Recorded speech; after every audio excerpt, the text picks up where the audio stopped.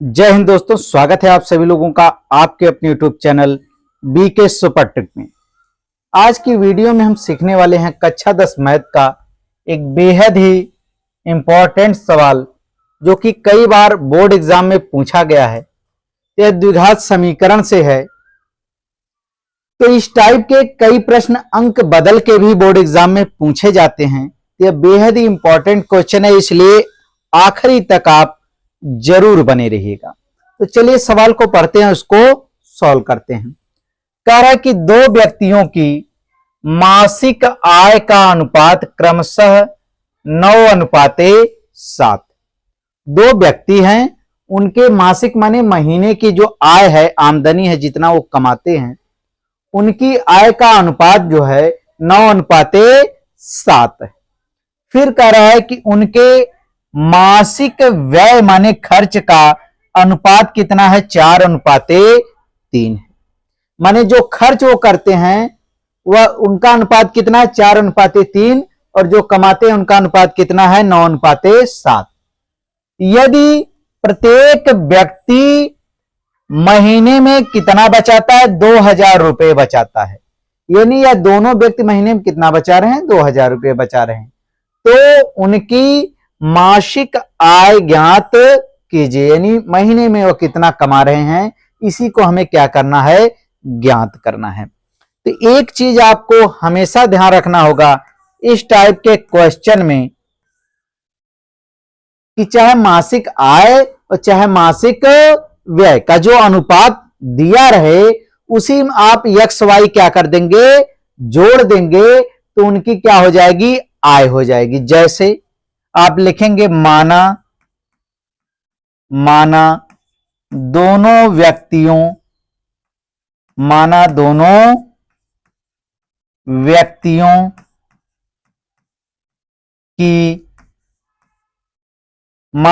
व्यक्तियों की मासिक आय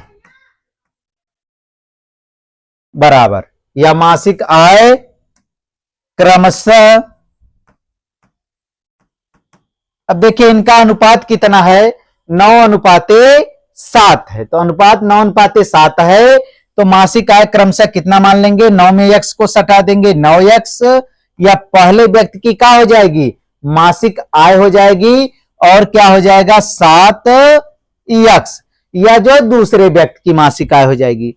माने दोनों में हमने क्या सटा दिया, x सटा दिया, क्योंकि सेम, ऐसा नहीं पहले में x दूसरे में y, ऐसा नहीं करना। x रहेगा तो दोनों में x, y रहेगा तो दोनों में y रहेगा।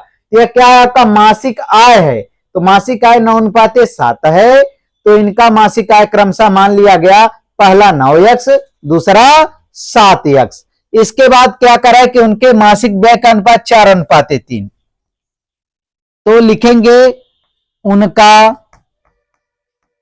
मासिक माने महीने का व्यय माने खर्च, तो मासिक व्यय बराबर हो जाएगा। अब यहां क्या है, 4:3 है, तो यहां x सटाया गया है, यहां क्या सटा देंगे, y, तो यह हो जाएगा आपका 4y, पहले व्यक्ति का खर्च हो जाएगा, कामा, उसके बाद 4 के बाद क्या 3 है, तो 3 में y सटा देंगे, क्या हो जाएगा, 3y, यह दूसरे व्यक्ति का मासिक क्या हो जाएगा, खर्च हो जाएगा। यानी पहला व्यक्ति की मासिक आय कितना है, 9x है, और व्यय कितना है, 4y है। दूसरे व्यक्ति का मासिक व्यय कितना कमा रहा है, 7x, खर्च कितना कर रहा है, 3y कर रहा है। तो प्रश्नानुसार, अब प्रश्न में क्या कह रहा है, प्रश्नानुसार, तो प्रश्न के अनुसार क्या है कि जो पहला व्यक्ति है वह जो है कितना बचा रहा है, 2000, और दूसरा व्यक्ति भी 2000 बचा रहा है, यही प्रश्न कर रहा है। तो यहां लिखेंगे पहले व्यक्ति के लिए।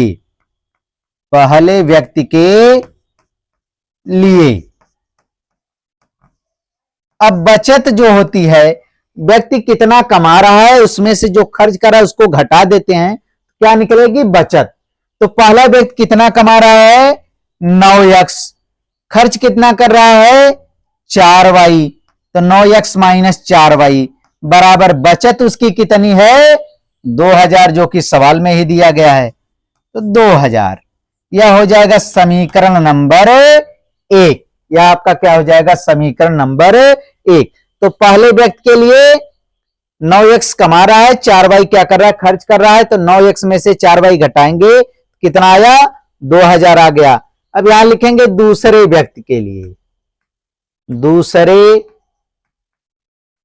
व्यक्ति के लिए। अब देखिए दूसरा व्यक्ति क्या कर रहा है, दूसरा व्यक्ति कितना कमा रहा है, 7x, खर्च कितना है, 3y। तो 7x माइनस 3y जो खर्च किया वह भी कितना बचा रहा है, 2000, क्योंकि कहा कि प्रत्येक व्यक्ति कितना महीने में बचत कर रहा है, 2000 बचत कर रहा है। तो बराबर आपका कितना हो जाएगा, 2000 हो जाएगा। यह मान लेते हैं समीकरण नंबर 2। अब इन दोनों समीकरणों को हम क्या करेंगे, सॉल्व करेंगे। तो दोनों समीकरणों को सॉल्व करके हम किसका मान निकालेंगे, x और y का मान निकालेंगे। तो अब आप ध्यान दीजिएगा, इसको कई विधि द्वारा हम सॉल्व कर सकते हैं। एक आपका है प्रतिस्थापन विधि है, एक विलोपन विधि है। तो चलिए इसको हम विलोपन विधि द्वारा सॉल्व कर लेते हैं। यहां देखिए हम क्या करेंगे, चाहे x को बराबर करेंगे चाहे y को बराबर करेंगे। तो y की गिनती छोटी है तो हम क्या करते हैं, y को बराबर कर लेते हैं। तो y वाला जो पद है यहां देखिए आपका 4y है और इधर कितना है, 3y है। यहां 4y है, यहां इधर कितना है, 3y है। तो 4y हम 3y के जब बराबर करेंगे तो क्या करेंगे, इस 4 का गुणा इस 3y वाले में और इस 3 का गुणा इस 4 वाले में कर देंगे। तो आपका 4 तिहाई 12 और 3 चौक क्या हो जाएगा, आपका 12 हो जाएगा। तो दोनों तरफ क्या हो जाएंगे, y के मान समान हो जाएंगे। तो लिखेंगे आप क्या इसमें कि समीकरण 1 में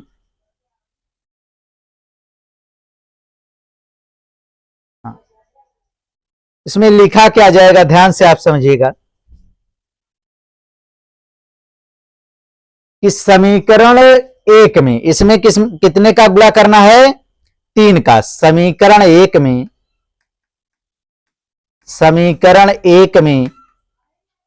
3 तथा समीकरण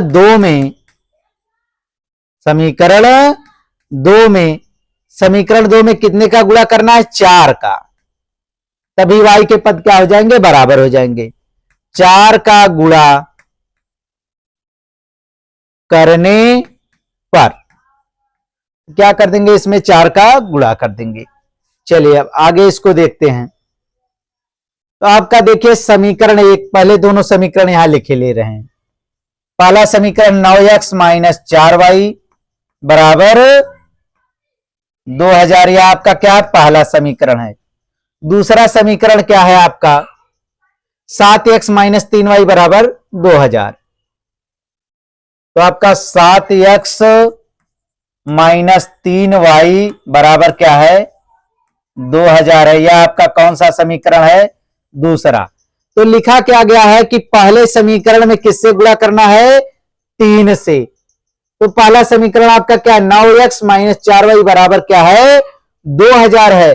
तो इनमें जब 3 से गुणा करेंगे तो सभी पक्षों में गुणा होता है। तो माने 9x माइनस 4y में किसका गुणा करना है, 3 का। और इधर आपका कितना है, 2000 है, इसमें किसका गुणा करना है, 3 का गुणा करना है। तो सभी पदों में होता है। तो यह देखिए 3 27x माइनस 3 चौक 12y बराबर 2 तिहाई क्या हो गया आपका 6, यानी यह क्या हो गया, 6000 हो जाएगा।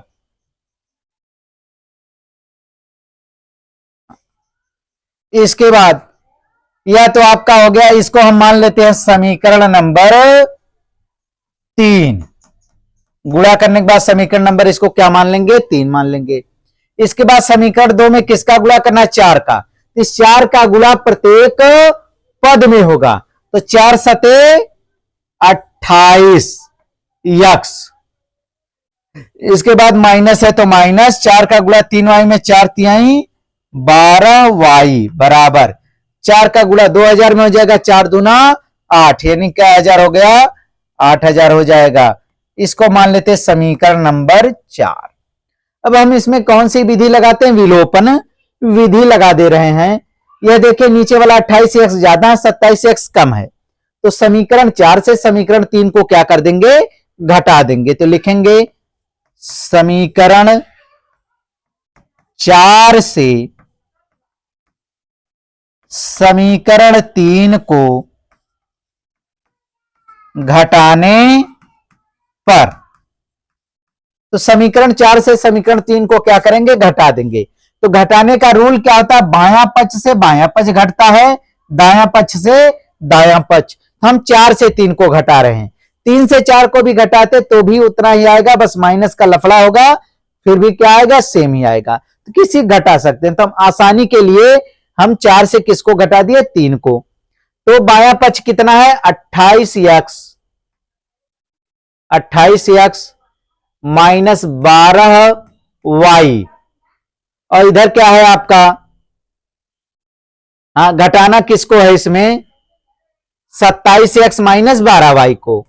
तो 27x माइनस 12y को घटाना बराबर, दाएं पक्ष में आपका क्या होगा? दायां पक्ष से दायां पक्ष घट जाएगा। तो पहले चौथा समीकरण लिखा गया, तो 8000 माइनस तीसरा समीकरण कितना है? 6000। दायां पक्ष इसका कितना है? 6000 है। तो यहां देखिए चिन्ह बदल जाते हैं, या प्लस था क्या हो गया? माइनस, और या माइनस था क्या हो गया? प्लस हो जाएगा। तो 12y से माइनस 12y से प्लस 12y की सेवा समाप्त। 28x से 27x जाए, कितना बचा आपका? x केवल बचेगा बराबर 8000 से 6000 गया, कितना आ गया? 2000 आ जाएगा। तो x का मान कितना आ गया? 2000 आ गया। चलिए x का मान आ गया। अब इसी x के मान को चाहे समीकरण 1 में रखिए चाहे समीकरण 2 में रखिए, तो किसका मान मिल जाएगा? y का मान। तो चलिए समीकरण 2 में रख देते हैं। तो x का मान समीकरण 2 में रखने पर, x का मान समीकरण 2 में रख दिया जाए तो 2000 है। यहां देखिए आपका है 7x, 7 गुणे x का मान कितना है? 2000।